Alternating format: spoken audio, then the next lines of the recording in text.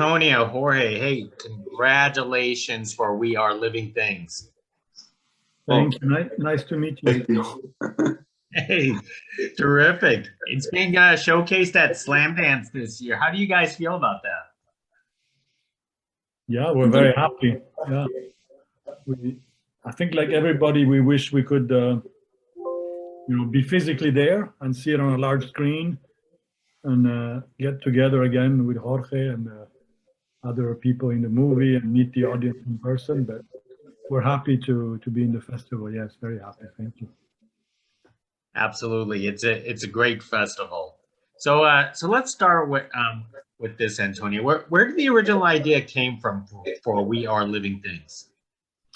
Yeah, it's interesting. It was a mixture of different things. I wrote the script with a person I work a lot with, Alex Lora, who is a Spanish guy, and he had done he was working on a documentary entirely shot in that recycling place in the movie, and there is a guy called Rene who works there, who's pretty inspirational guy who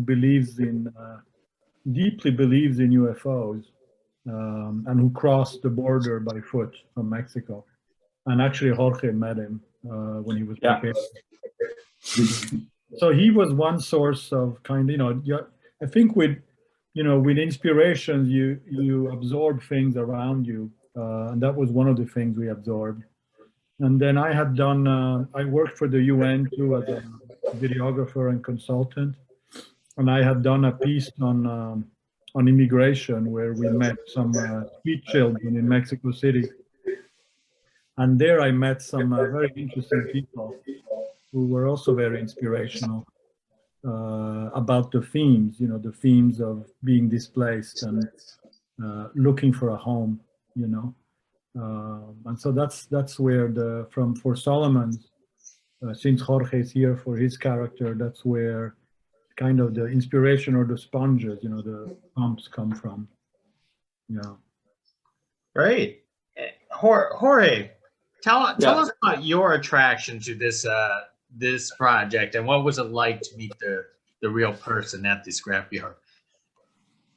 Well, it was amazing since the very beginning. I was filming a project in Canada, in Quebec, when I read the script, and it was funny because Nico Celis sent me the info because Nico Celis met Antonio here in Mexico, and when he sent me the script, he told me like, "Hey, the character is it's Walt." And I said, "All right." So I read the script, and I was like completely amazed by the story. Like very stimulating reading. And at the end, I said like, "Yeah, but who's Walt?" And I wrote Nico and told him, "Yeah, man, it's amazing, but who's the character? Like what?" He told me, "No, it's Solomon. It's the main character." So I said like, whoa, and Antonio is thinking about me for making this. At that moment, I said like, man, thank you very much, and I'm going to handle, wherever in my possibilities to make it. So that was my first encounter with Antonio and his invitation. And after that, it was like rehearsals and very flexible interaction between the film that I did in Canada and Antonio and his co-workers. Wow. Antonio, I love the film is that not only it's an immigrant story, you didn't choose one immigrant, you choose like two types of immigrant. Tell us about handling a multi-language film, between English, Spanish, and Chinese. Absolutely. Well, you bring an interesting point. When we were casting the movie, okay, Mexico is not so far away from the US, but China is very far away. But anyway, you say, okay, let's see what Chinese actresses, Chinese Americans, they would be actresses are in the US, although I was very skeptical. So I met a lot of them, and there's amazing Chinese American actresses in the US. There are, even ones who are really unknown. There's a lot of talent. And I realized very early on that I really didn't want to go that way. I wanted to, bring a person from China, because in the story she really had to be recently arrived in China, and there is no, once you become an actor, you learn how to. If you're in America, you have to learn how to give up your accent, and it's very, very hard for an actress to reaccustom herself in this case with the accent. But it's not just the accent; it's a way of moving in space. It's a way of looking, a way of feeling love. I think certain things is hard to fake, even if you're an amazing actor. And I prefer actors that I work with to have to, of course, they construct a character, but I want as much of them as possible in the movie. And these are mannerisms, the way you move in space, for both for Jorge and for Xinchen. So then, in the same way, I wanted a Chinese actress to come, and a Mexican actor, and a Mexican ethnic actor to come. That was really my priority, to find somebody who you believe has a belonging with the earth, much more than us Caucasians who are kind of invaders of other countries. And so and it was complicated, because just to get somebody into the US to work, it's a lot of paperwork, legal work, a lot of headaches, a lot of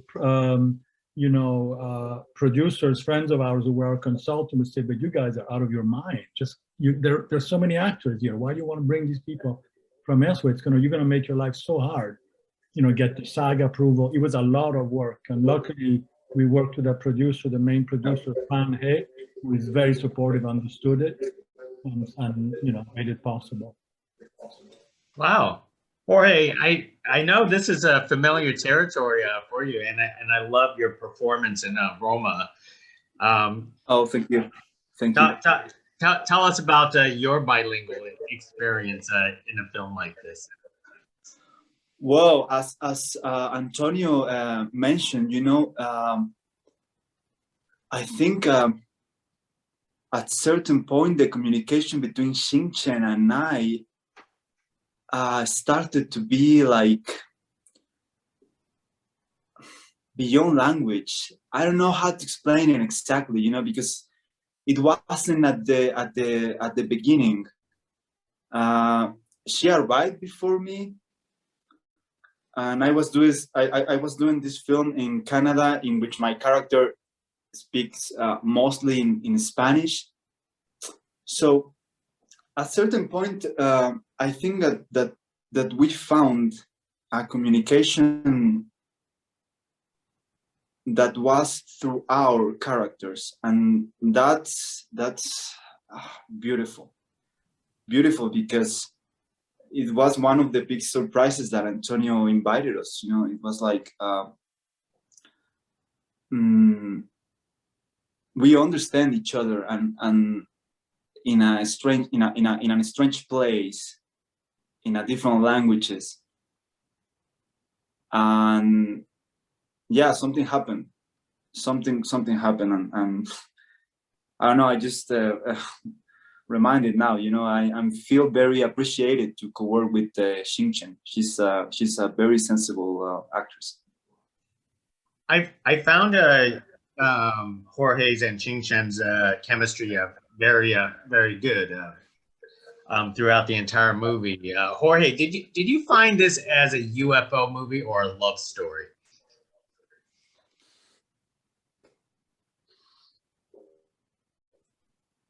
I think it's both at the same time, because love at the end is something like that, it's something from out of the planet. How can you be clear about it, How can you? It's like, and yeah, that's one of the things that I appreciate from Antonio, his bravery to tell this type of story. Well, then let me bounce it to Antonio. Did you want to approach this as a UFO story or a love story for when you directed it? I think it's a triangle. So there is Solomon, and then there's Chuyao, and there is something, the attraction that they have at the beginning is because there's a third element that they have in common and that nobody else has in common. Nobody believes in UFOs, really, nobody. And these two people, for deep emotional, different reasons, they believe in it. But they're both, the other element of the film is that I think makes them attracted to one another is their relationship with loss. As we screened the film in France at the Festival of American Cinema, and the French audience were asking questions but also making statements. They said this is a film about grief, and it was very interesting because I didn't consciously realize it. It's something that actually I kind of amplified in the editing process, was realizing that there was Solomon on a journey to find his mother, who he was told was abducted. And he builds antennas. He goes out of his, he does the impossible to find her. And he will continue always to look for her. And he just meets somebody who also believes in something like that. And so it's the triangle closes, the third angle closes because they have that in common.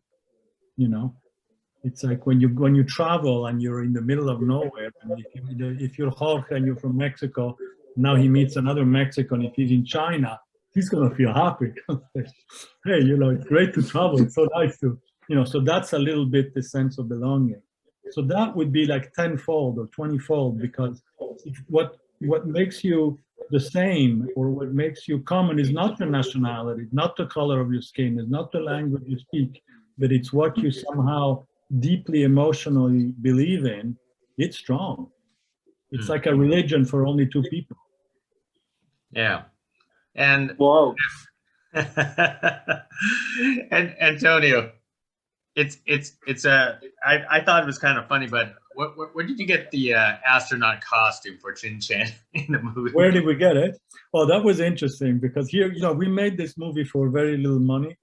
And so everything, you have to be careful with everything. And it's amazing that we're able to make this movie. Really amazing. It's because we found a group of people, everybody, from actors, cinematographer, production design, everybody down to the extras, who really worked for very, very, very generously on the film. So the costume is a rental, and it was the most expensive one of all the spacesuits. And I said, I'm sorry, even if I have to pay it out of pocket, I want that one. It's magical, that costume. Because the other one looked kind of, I didn't buy them. That one has such a great texture. It looks so beautiful on her. Beautiful meaning so right, But yeah, it's a good question. I love that costume. and it's fairly important because at the end, she's climbing the mountain with it. Yeah. That was a beautiful shot. Well, let me wrap it up with one more question. Since this is a UFO film, and I'm going to ask you, both of you personally, do either of you believe in UFOs? Go, Jorge, you answer first. Well, sometimes. Sometimes when I look up, and say like, what's that? I know it was an airplane. No, for me, it's interesting because you can answer like Jorge, but I also think I don't believe that we are the only intelligent species in the entire galaxy. I really deeply don't. I really believe that it's impossible that there isn't other living, intelligent beings, maybe of different shape, of totally different aspect, with different energies that are out there. Not just pieces of stones or matter, but intelligence must be out there. I mean, otherwise we are as retarded, meaning as limited to think that we are at the center of the world, that our planet is the unique and most intelligent in the galaxy. It is such an egocentric and childish way to position yourself, globally, meaning globally, universally, that I don't think it's possible. It's just that there is no proof, and people and there's no answers that come from UFOs. Meaning, it's not a religion. We believe, I mean, a lot of human beings believe in religion because they're afraid to face the things that they don't know. So religion becomes the answer that you're seeking because of the great unknown. But UFOs don't give you any answers, and that's why they're made fun of. That's what I think. Well, most excellent answers. Well, Antonio, Jorge, thank you very much for speaking to us about We Are Living Things. And once again, congratulations for making it into a Slamdance with this film. Thank you very much. It was nice to meet you. Thanks to you. Hey, nice to meet you too. Bye-bye. Thank you.